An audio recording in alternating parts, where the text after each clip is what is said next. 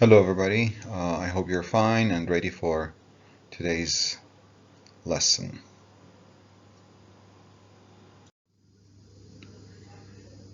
Let's have a look at the aims that we have today for this session. Today we'll practice three important reading comprehension skills and hopefully we'll learn to think in new ways about what you're reading.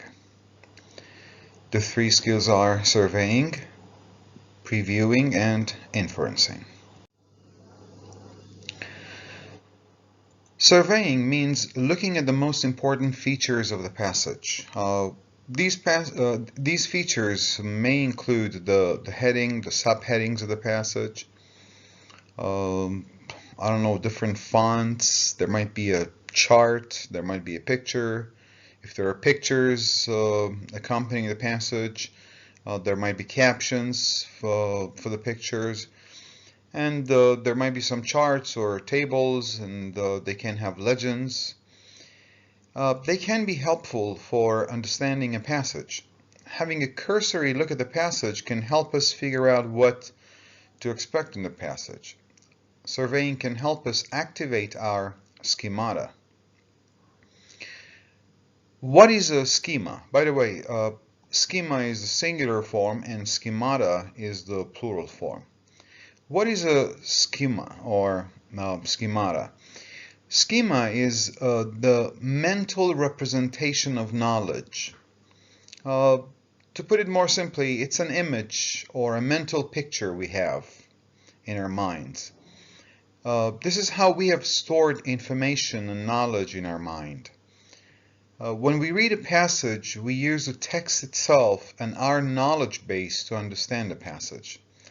Schemata affect our attention to the passage and absorption of new information. People use schemata to organize prior knowledge and provide a framework for future understanding. Brown says there are two types of schemata, content schemata and formal schemata, but Carroll believes there are three kinds, linguistic, formal, and content. Let's see what they are. Second language readers should master a certain linguistic knowledge to decode the text. This includes vocabulary, pronunciation, and grammar. This is what Carroll calls linguistic schemata. So if I have linguistic schemata, I know the grammar, I know the words, and I know how to pronounce the words, I know the orthographic system, and so on and so forth. Content schema is the background knowledge. That is the knowledge of the topic maybe, or what you're going to read.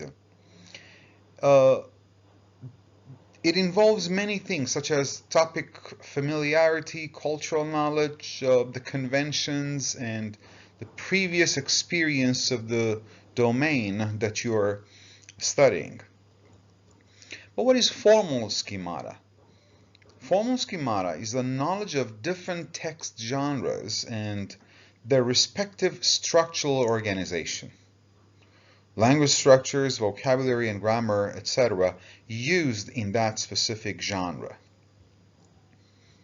Meir in 2016 said that there are four types of writing styles: expository, descriptive, persuasive, and narrative.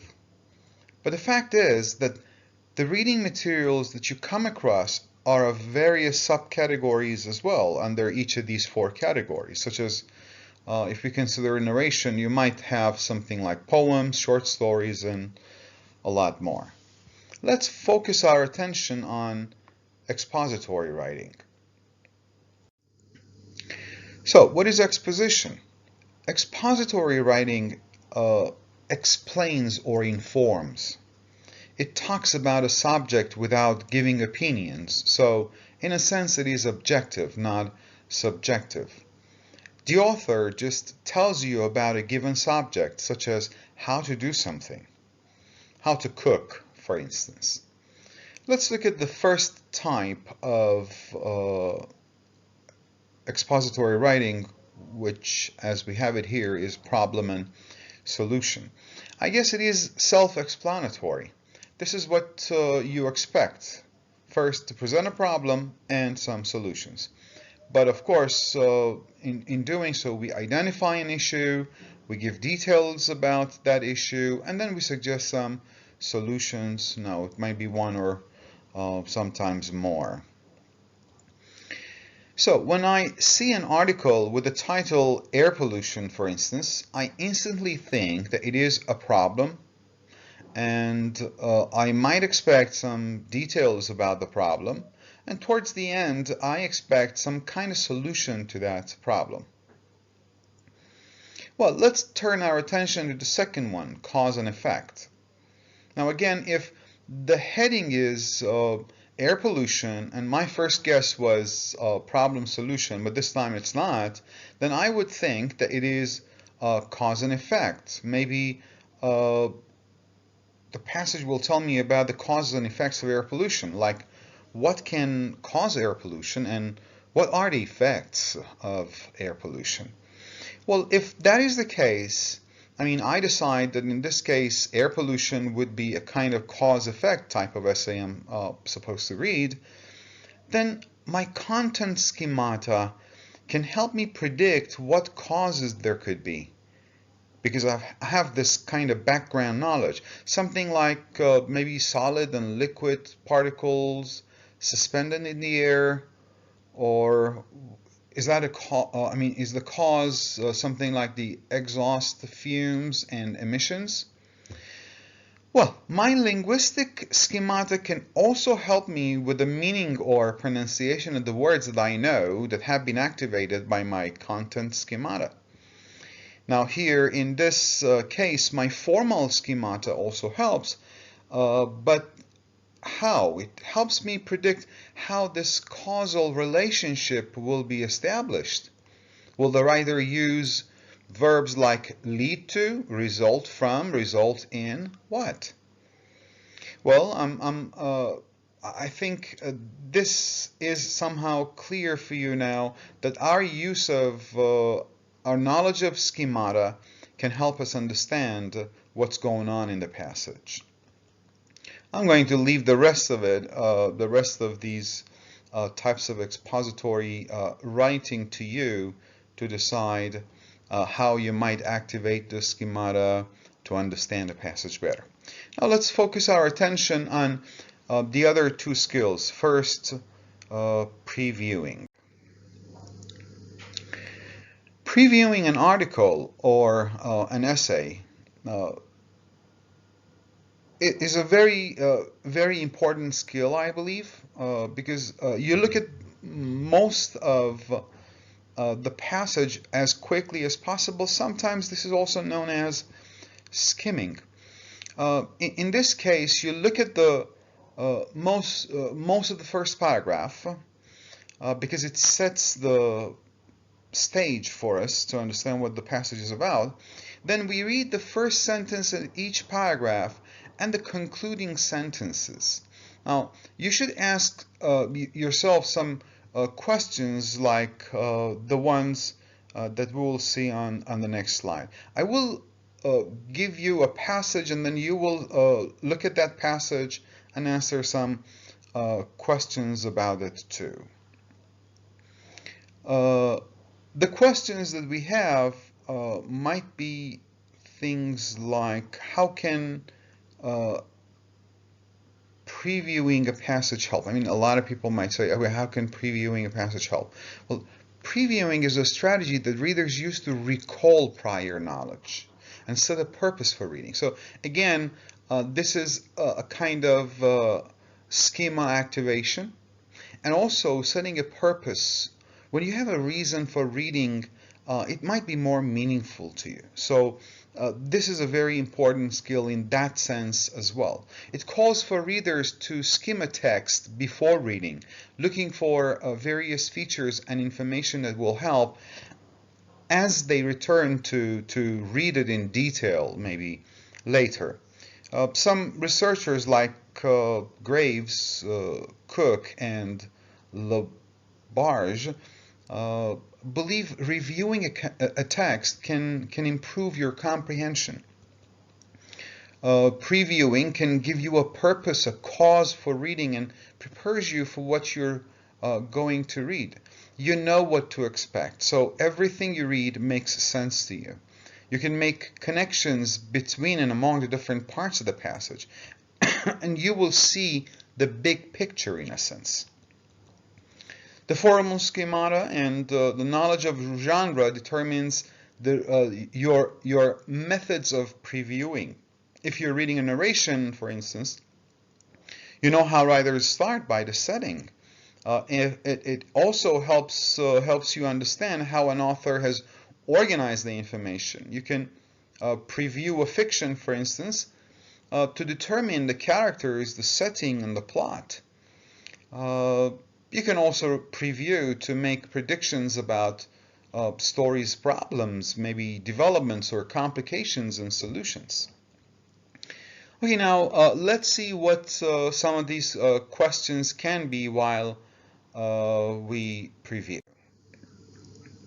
Now here are some questions for reading an article or an essay, questions that you can ask yourself before you start reading, maybe. You can pause the video now and read the questions. Okay, I hope you've read the questions now. As you can see, when we are previewing, we are dealing with the schema theory questions. Now look at question 1, for example. The last part of it, what do I already know about this? Now, is this not linking what you already know to what you're going to discover? Well, that is part of our content schemata, what we know, and the linguistic one as well, because you know what linguistic maybe features are used in that particular genre that you're reading. Now the second questions, maybe the second question, what kind of text is this? Is the description and explanation? This is actually something that can help you decide what the genre is. Well, of course, if you know what the genres are, because that way then you might be able to activate the relevant formal schemata as well. Well, we just mentioned the importance of previewing a text. We said why it is important. It gives us a purpose. Previewing a textbook is also important. And you should always read the table of contents, for example, and the outline of a chapter to find out what is contained in each chapter. Now, you should also preview the text in a chapter before reading it, because again, it gives you a sense of purpose. As you can see on the first picture here, we have the brief contents of a book by Loon and Berg, 2019. It's called, the title is Qualitative Research Methods for the Social Sciences. And I have also included chapter 12 of the content of chapter 12 of this here. As you can see here on the left-hand side column, you have the second chapter, 12 point whatever, and of course it's a part of chapter 12. And also here we have some other things which are not related to the chapter, of course. Now here are some questions. I will look at these questions. One, how many chapters does a book contain, and try to answer these questions. You can pause the video now and answer the questions.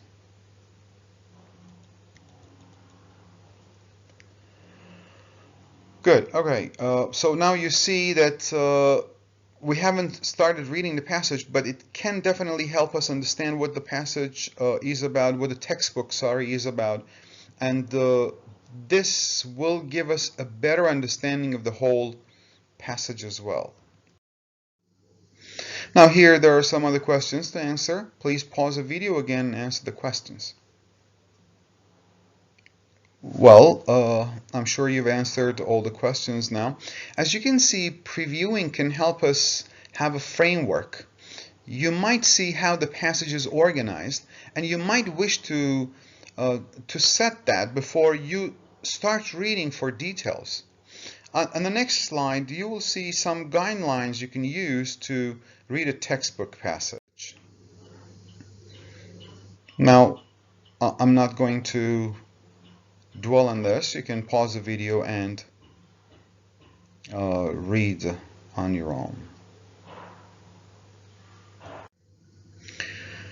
Inferencing is another important skill. Good readers make inferences as they read. That is, in addition to reading the words, they use their imagination and their knowledge about the world to fill in the facts and ideas that are not stated in the text. Again, once again, we have schema theory here. To make inferences, we need some prior knowledge. This is sometimes called reading between the lines too. So instead of inferencing, we can use read between the lines. It's often necessary to read between the lines because we can't expect a writer to include all the possible information and details about a topic or a situation. Writers leave out information that they think readers or us will know already or will be able to guess. In many kinds of writing, the author presents facts about a situation or a topic and also makes inferences about those facts. I'm sorry, the author presents the facts and the reader tries to make inferences from those facts. For example, if a person says he went to the kitchen to get something to eat, what do I infer based on what is presented? What educated guess can I have? When a person says he wanted the kitchen to eat something, sorry, to get something to eat or to eat something, then my guess would be he was hungry. But did he say that? He didn't. But that is what I understood based on my experience and my prior knowledge. So the answer would be yes, because it was based on a presented fact. I mean, the inference was a presented fact.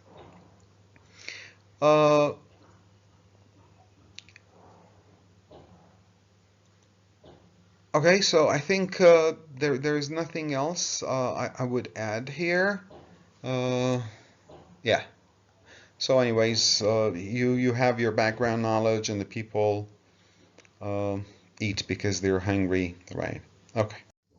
Well, as I mentioned, writers of fiction often choose not to tell the whole story to the reader. They may have stylistic reasons for this as well, or they may keep back some information from the reader in order to increase the mystery or the suspense. When you are reading fiction, you should look for words and phrases that will help you fill in the information that the writer has left out. Now, here we have a paragraph from a novel by an American novelist. Read this short paragraph, and then you can pause the video, and then I'll ask you a question to see whether you could infer something. Pause the video now, please. Okay, did you read? Now, here's the question. What kind of families do these patients have? You can pause the video, think about it again, and then answer. I think you have answered the question by now. Well, I guess probably the families they have are low-income families who might even be homeless, not caring much about their children's welfare or condition. Now, is this what is stated in this little paragraph, in this small paragraph? I don't think so. As we can see, there's nothing related to the family, but that's what we can infer, right? Okay. Well, on this note, we can put an end to this video. So let's revisit. All right, we wanted to become familiar with reading skills, some reading skills. Surveying, previewing, and inferencing, of course. And in doing so, we also got familiar with the schema theory and exposition. I will post your assignment tonight, but I should ask you not to miss the deadlines, and please don't forget to send me your vocabulary notebooks. Goodbye. Take care of yourselves and your families. Stay home, stay safe.